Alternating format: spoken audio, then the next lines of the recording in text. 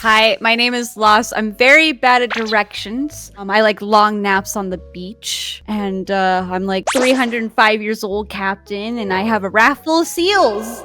Wow. So Lost, what is celiac disease? Explain this for the people that don't know. So celiac disease is a autoimmune disorder.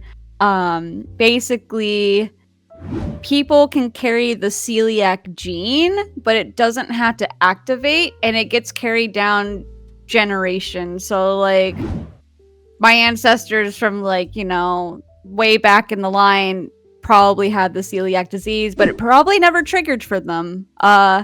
Usually, for it to be triggered, there has to be some kind of stress. So either you're really stressed, you have like a big sickness happen. Some people have gotten their celiac triggered from getting broken up with. But basically what happens is my white blood cells see gluten as pathogens, basically. So like when gluten enters my body, I basically have all my white blood cells start attacking my small intestine lining because they're basically confused.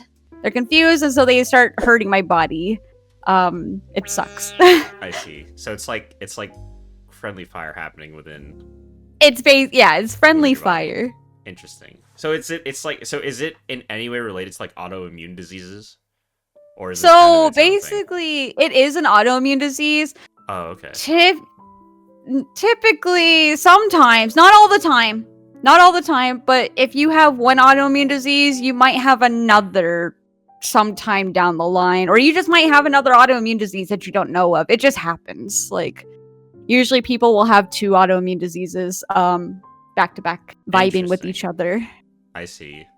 But not all the time, though. Do you have like a specific kind of celiac, or is this like, because it affects people differently? I do know that. Yeah.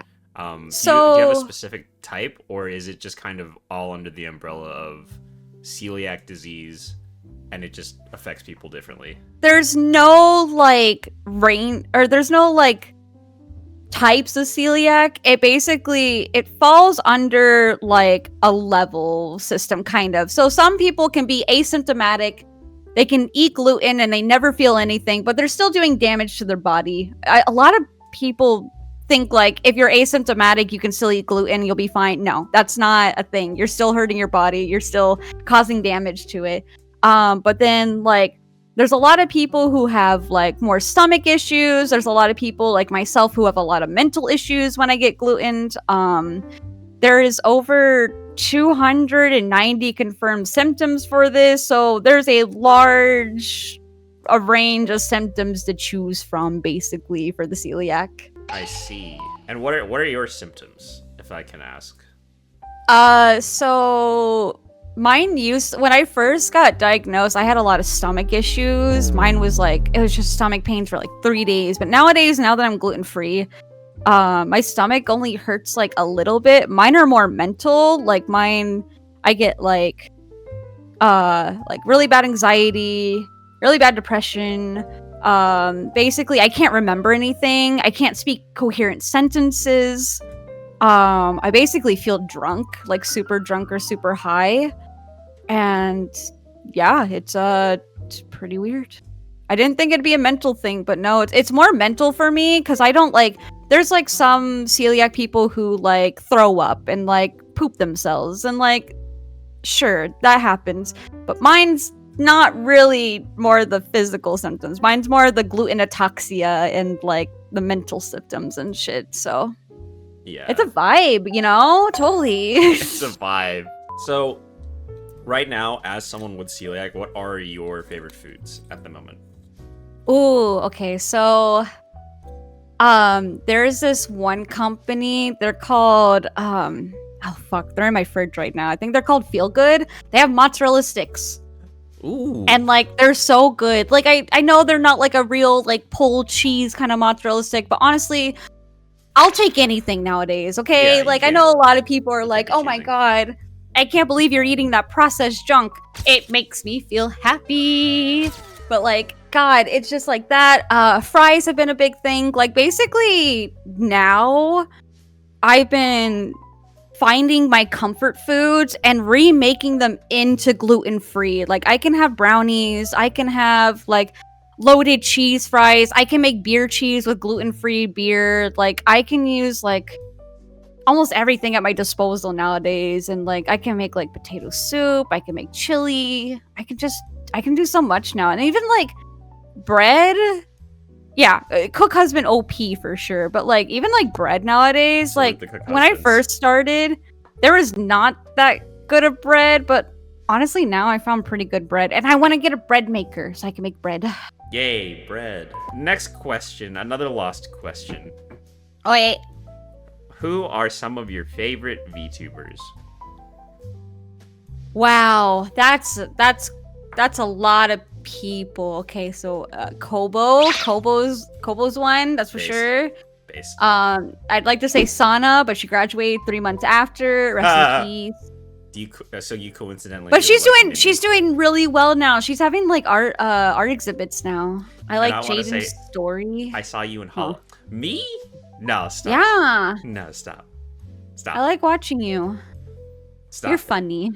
Even when your jokes don't land sometimes, and sometimes when you forget that, like, you're supposed to say, he's right behind me, isn't he, in Repo? And you had, like, the perfect moment to do it, and you didn't do it, of all things. Every time, you say that, like, every 5 seconds, and you didn't do it the one time. See, but that's part of the bit, though. Right. The next one after that is, how does being celiac affect your everyday life? I guess we talked about that a little bit, but is there anything that, like, maybe some people wouldn't expect to be affected based on because of celiac disease? Basically, when I get sick, I'm usually in bed for probably 2 days, and again, that varies depending on the person and their symptoms. But I'm always trying to drink water just to kind of like flush it out, or at least tea. I drink more tea if anything. But I sleep a lot. Basically, I will cancel everything and anything for the next couple days. So like streams will always get canceled because I'm sick, and plus I have like other things going on. Like my celiac doesn't really bother me nowadays because I'm not getting gluten and I'm staying safe and I'm not trying to get like sick and everything. I play it easy now. Maybe that's me having like anxiety to go like out and do stuff, but honestly, I'd rather be healthy than start from square one. But like honestly, nowadays, no. Like more of anything, I'm just sick and tired all the time because I have POTS and I also have chronic fatigue syndrome. So like that's like having 3 exhaustion diseases. If I get gluten, I'm exhausted. Having those all like round up together is just like, it's like a cocktail of just sadness for me. I just sleep the whole time. I sleep like the whole day away. Which honestly I like sleeping. That's okay. Yeah, just go into hibernation, you know. Yeah, I just take a little nap, you know, for 22 hours. Take a little nap for 22 hours. Maybe you look up, maybe you watch a speed run, you know. This next question kind of goes hand in hand with the other ones. It is, what difficulties does it bring when it comes to doing content creation, do you think? Because we kind of talked about how like you have to cancel streams, you know, if you get sick, stuff like that. Yeah, I cancel streams a lot. It really depends on how long I'm sick for. I'll delay streams, and like when I was first going through it, I was delaying streams from like 1 to 2 weeks at a time. So that was kind of hard for a while because I like streaming, even though I don't do streaming for like views and to get famous and to really find it. I stream because I want to, but like I'm not gonna lie, like this might sound cheesy and parasocial, but like my shipmates are so fun to hang out with. Like honestly, like having a community that I'm so excited to hang out with all the time and like vibe with is honestly really nice. And it makes me really sad when I can't do that as much. So that's like the only thing. I mean, like sure, I could start doing content creation and, you know, really get famous and get my partner badge and stick it on my forehead. But no, I don't want to do that. I like to have fun with this because if I don't have fun with it, I'm gonna get burnt out and I don't want that. So I'm here for the long haul. Yeah, I I'm feel that. small but happy, honestly. And like Small that's the but thing happy. too. Cause like if I get sick during a stream, reading chat is near impossible for me, and speaking is near impossible. So like, and I always want to communicate. I never want to miss messages in my stream. It happens sometimes, but like, I just want to be able to communicate with everyone and like see what everyone says and like respond to it and stuff. So you know, Yeah. I was kind of vibe with that. Yeah, I feel that. There's definitely times where I feel like when I'm like I've gotten just like sick, just normal sick, right? And I've had to cancel streams. It's a terrible feeling. It's an awful feeling when you are excited to do something, but then something like for me, it's either internet or being sick. Like I've been getting sick a lot recently, and it's been very frustrating. So. Well, plus, like, it also ruins my schedule because I plan out a schedule like every week, and then I'll be like, you know, this game feels like a Saturday game, and then I get sick on Saturday. They're like, fuck, I'm gonna have to wait till next Saturday. Like, Because play it on it's like Monday. one of those. But I don't want to play it on Monday. It's not a Monday game. Ruined. Has being celiac, has it helped you in any way? Do you think it has had any like positive like effects on your life? Well, absolutely. I don't spend as much on fast food anymore, so that's kind of cool. Okay, cool. We love that. I'm not malnutritioned anymore, so that's also kind of cool as well. Okay. I'm actually putting on weight, and it feels nice. Yay. It's also taught me that, like, because, you know, like, when you're young, you're like, oh, like, nothing bad's gonna happen to me. You kind of, like, feel invincible, and you're like, nothing's gonna happen. I'm young. Yeah, it kind of makes me fully aware that, like, I need to check my health, and, like, if I start feeling weird, I need to go get looked at, because, like, I have, like, such doctor anxiety sometimes. Yeah. And so, like, going in, I, like, because I remember, like, I went in, I talked to my doctor, I was like, hey, you know, these are my symptoms, I haven't been feeling great, what can we do? And she was like, has anyone ever had celiac in your family? And I was like, no.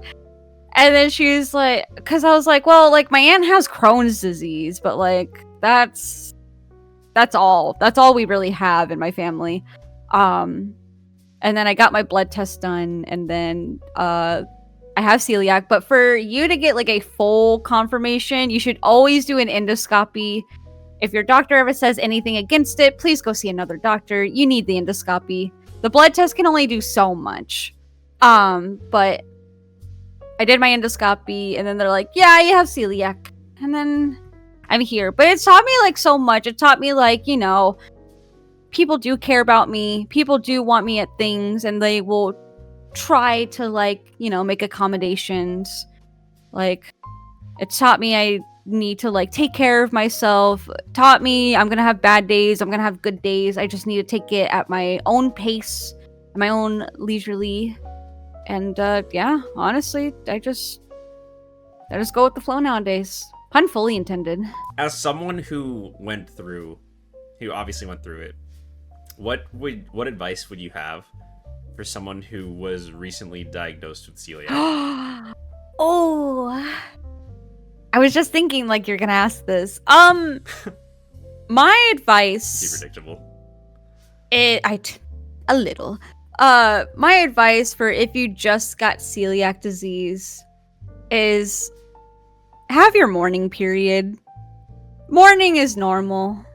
I had my mourning period. I cried.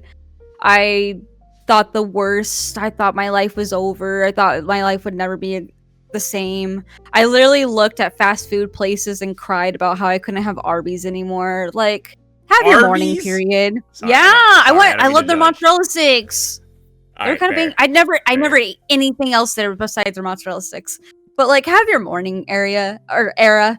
Like, just, you know, you're allowed to grieve. You're allowed to grieve over your past life. But also, my biggest thing is stand up for yourself. If someone says, like, just one bite, can't you just do one bite of this bread?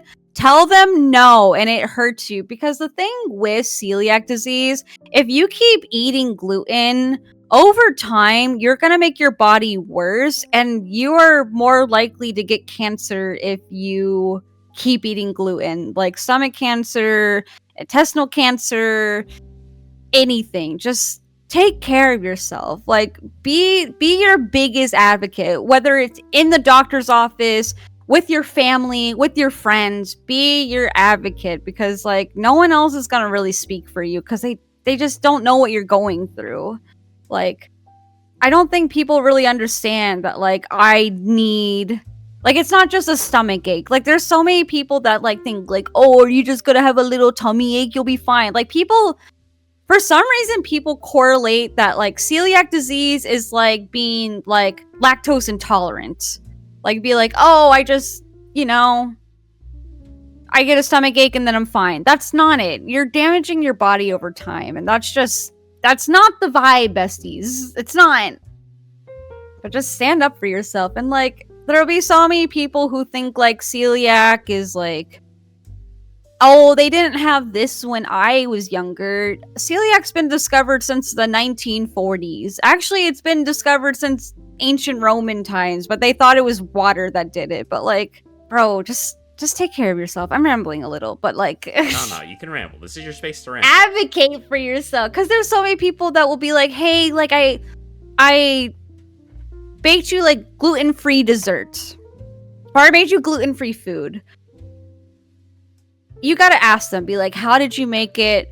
How did you prepare it? Can I see the ingredients? And if they get mad about that, that's their problem, because they should have asked you before. Like, a lot of people think that it's just like some like little stomach bug and you're fine, but like it does so much more damage to our bodies, and I wish people would understand that more. Hell, I have met like people in the medical field who don't even know what celiac is, and like if I were to like stay in a hospital, I would probably still get sick from the food. It's just like, God, we really are hurting out here. But like, honestly, going back to the pros and cons of being gluten-free though, like, I know, I was gonna say though, like, a lot of people give, like, especially in the celiac community, a lot of people are always like, oh, the gluten-free fad people, like, are always buying your stuff, and now they made it seem like we're just, like, a gluten-free fad. Like, sure, that really sucks that we had that happen, because, like, people, when they think gluten-free, they think, like, oh, you're just doing it because it's a fad diet, but it's not. There's reasons to go gluten-free, and, like, celiac's not the only disease that has to go gluten-free. There's like one other as well that has to, and it's not because of it, instead of attacking the small intestine, it attacks the throat, which is scary.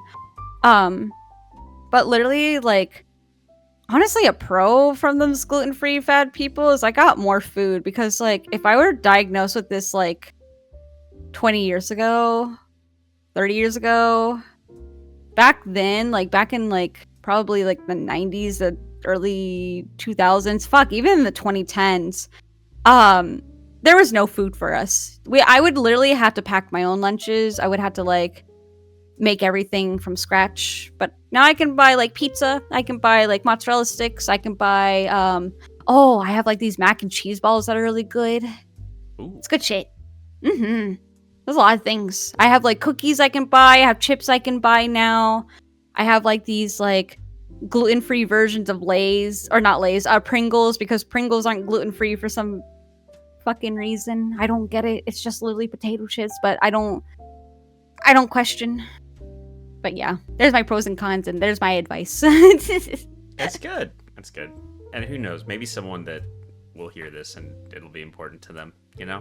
Also, if you get diagnosed with celiac and you need to talk to someone, Bessie, I'm here.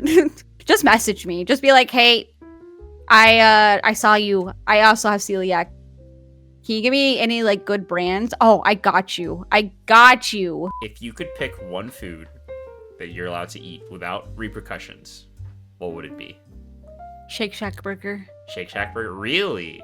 You're Yeah. that big of a Shake Shack fan. I fucking look. The first time I ever tried Shake Shack was in Korea, and like, I'll never go back. Like, They have Shake Shack was in so Korea? good. They do. That was the first. Look, Korea was the first time I ever tried Shake Shack, and it was the first time I ever tried, or I ever went into a 7-Eleven. What'd you learn about celiac disease today, though? I learned. I guess I didn't know that gluten allergy and celiac were different. I didn't know that those. I thought like.